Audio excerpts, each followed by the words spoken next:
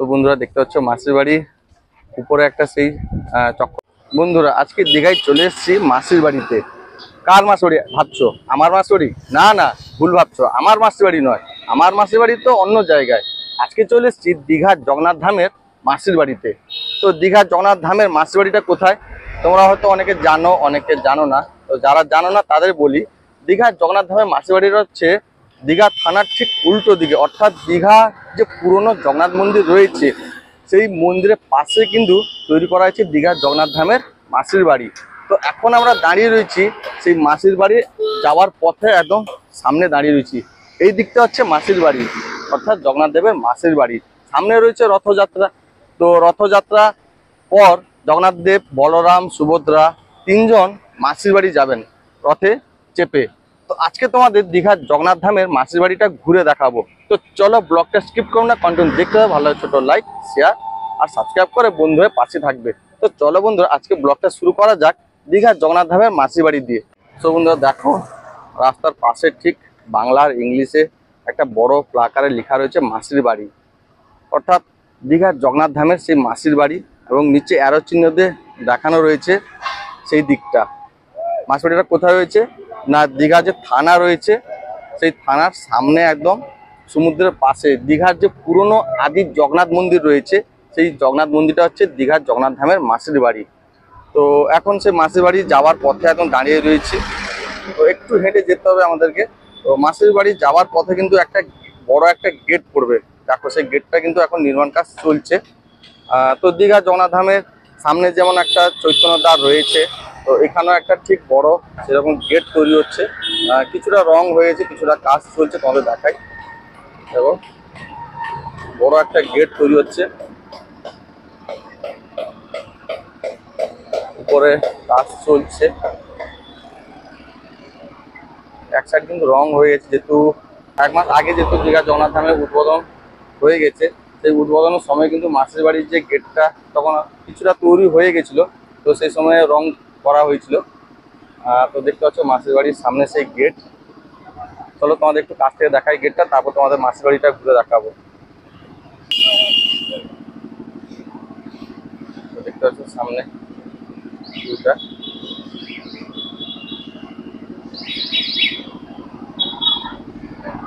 আর এইখান থেকে একটু হেঁটে গেলে হচ্ছে মাসির বাড়ি, সামনে রয়েছে দীঘা জগন্নাথ ধামের মাসির বাড়ি। তো মাসির বাড়ি তৈরি হয়ে গেছে, যেহেতু সামনে রয়েছে রথযাত্রা।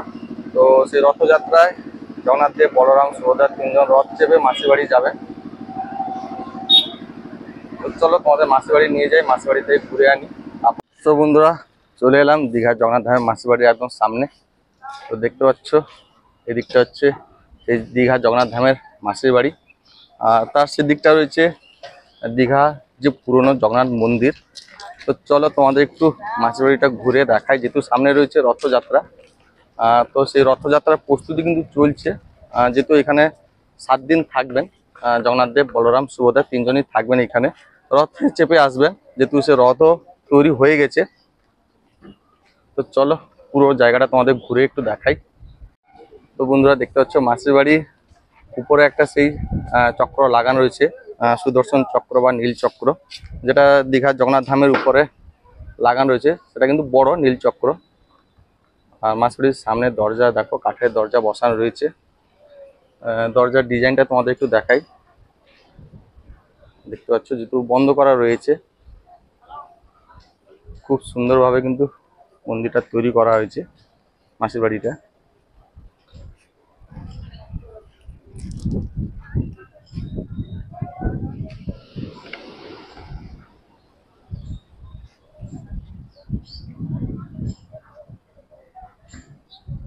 দাদা ভাইরা সব কাজ করছে। দাদা ভাইরা কোথেকে এসছো? নন্দকুমার থেকে এসছো এখানে? তো তাহলে সামনে তো রথযাত্রা রয়েছে, খুব আনন্দ করবে। রথে দড়ি ধরে টানবে? ও মহিষাদলে তো বড় রথ হয়, রাজবাড়ির যে রথটা হয় মহিষাদলের রথ, ওটা নাম করা রথ। তো এই যে সামনের জায়গাটা দেখতে পাচ্ছ, দীঘা জগন্নাথ ধাম থেকে যে রথটা আসবে সেই রথটা এই জায়গাটা রাখা হবে। এবং 7 দিন ধরে বিভিন্ন ধরনের অনুষ্ঠান চলবে। এখান থেকে কিন্তু প্রসাদ বিতরণ করা হবে, যে 7 দিন এখানে থাকবেন মাসির বাড়িতে। আর এটা হচ্ছে সেই দীঘার পুরনো জগন্নাথ মন্দির, জগন্নাথ বলরাম সুভদ্রা। তোমাদের একটু দেখাই।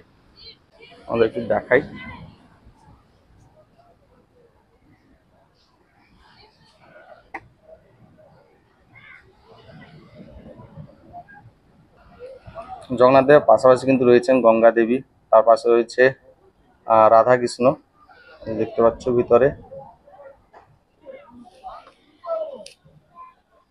পুরো এরিয়াটা দেখো, সামনে সমুদ্র রয়েছে। আর এখান থেকে কিন্তু তোমার দীঘা জগন্নাথ ধামের যে নতুন ঘাট হয়েছে, এই ঘাট থেকে কিন্তু মানে মাসিবাড়ি থেকে ঘাটটা দেখা যায়, আবার ঘাট থেকে দাঁড়ালে কিন্তু মাসিবাড়িটা দেখতে পাওয়া যায়। সমুদ্রের ঢেউটা দেখো, উত্তাল রয়েছে পুরো সমুদ্র।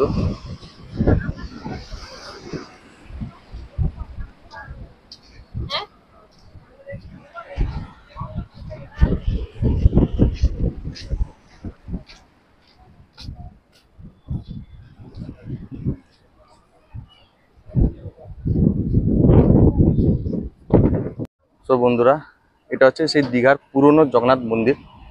এই মন্দিরে যে তিনজন রয়েছেন, অর্থাৎ জগন্নাথ দেব, বলরাম, সুভদ্রা, তিনজন কিন্তু এই সমুদ্র থেকে পাওয়া গেছে। এই সমুদ্রে ভেসে এসেছিলেন, সেখান থেকে এনে এই মন্দিরে রাখা হয়েছে। এটা হচ্ছে দীঘার সবচেয়ে পুরনো জগন্নাথ মন্দির। এখানেও রথযাত্রা আগে হতো, এখন যেহেতু দীঘার জগন্নাথ ধাম হয়ে গেছে, তো সেই দীঘার জগন্নাথ ধামের মাসির বাড়ি এটা করা হয়েছে। আর তার পাশে কিন্তু সেই মাসির বাড়ির ঘর তৈরি করা হয়েছে। এইখানে কিন্তু 3টা রথ আসবে, এবং সেই রথে জগন্নাথ দেব, বলরাম, সুভদ্রা তিনজন সেই রথে চেপে এসে মাসিবাড়িতে থাকবেন। এবং রথযাত্রার আগে পুরো মাসিবাড়িটা সাজানো হচ্ছে, কাজও চলছে। সামনে এই জায়গাটা দেখো, পুরো ফাঁকা করে দেওয়া হয়েছে। আর এই জগন্নাথ মন্দিরে কিন্তু রয়েছেন গঙ্গা দেবী, মা কালী, রাধা কৃষ্ণ, এবং তার পাশে রয়েছেন জগন্নাথ দেব, বলরাম, সুভদ্রা, তিনজনই রয়েছেন। এই 3টা মূর্তি কিন্তু এই সমুদ্রে পাওয়া গেছে। তো এখানে প্রত্যেকদিন পুজো হয় এবং রথযাত্রায় রথও হয়।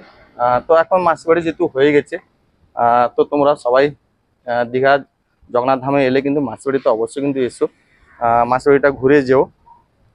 তো চলো আর একটু তোমাদের সমুদ্রটাও দেখাবো, যেহেতু এই মাসির বাড়ির পাশে একদম সমুদ্রে ভিউটা দেখতে পাওয়া যায়।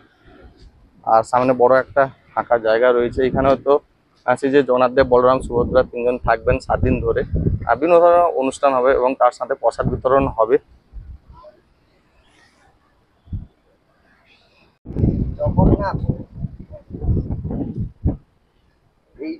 তো সামনে একদম সমুদ্রের ঢেউ দেখলে একদম উত্তাল রয়েছে সমুদ্র।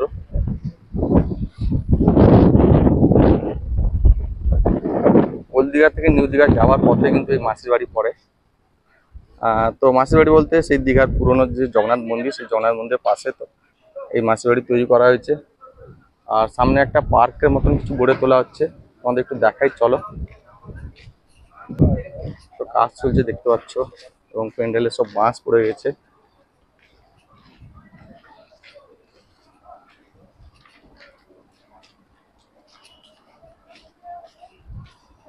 এটা একটা পার্ক তৈরি করা হচ্ছে মাসিবাড়ির পাশে,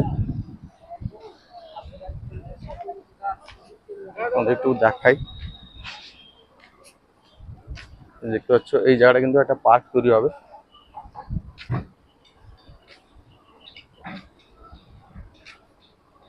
সেই পার্কের কাজ চলছে।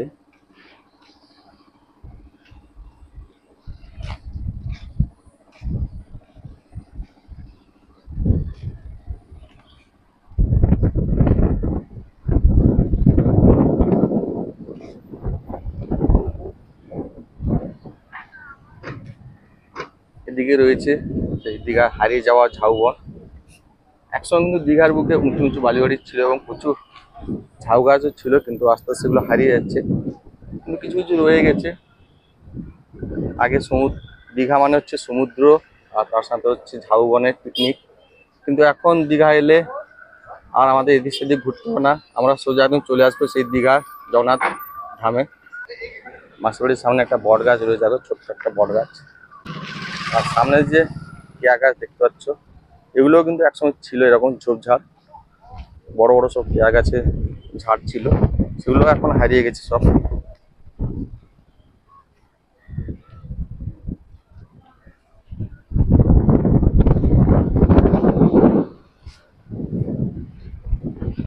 সো বন্ধুরা, এতক্ষণ ধরে তোমাদের দীঘার সেই জগন্নাথ ধামের মাসির বাড়ি ঘুরে দেখালাম।